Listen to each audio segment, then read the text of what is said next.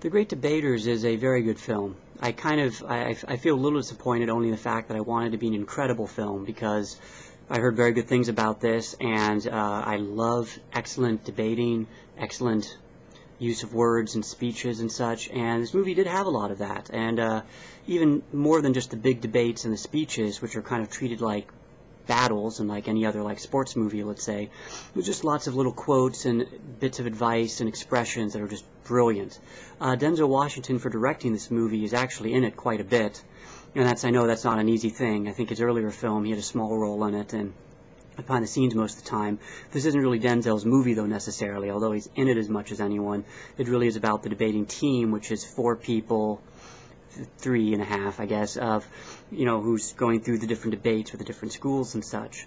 When it says a little disappointed by the film, it's only the fact that this film is extremely predictable, and I mean almost on a scene-by-scene basis. That's not necessarily, always a bad thing to be a little bit predictable and go through with a solid story if it's true and it's a kind of reliable story, but this one I would have liked to have seen a couple little twists here and there. There just really weren't any, and I have to kind of hold it against that. The acting throughout was very good.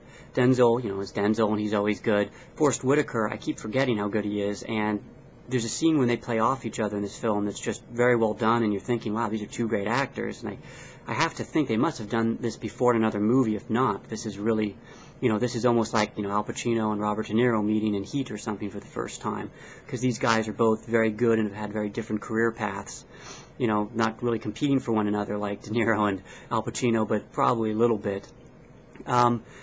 Overall, there's, some good scenes of drama. There's a lynching scene that's getting a lot of attention because it's designed to horrify us, and it does. If I have another little complaint for it, I think the final debate wasn't actually as good as some of the earlier debates. It just wasn't as interesting. I don't think the arguments were necessarily as clever, but they were all, well done.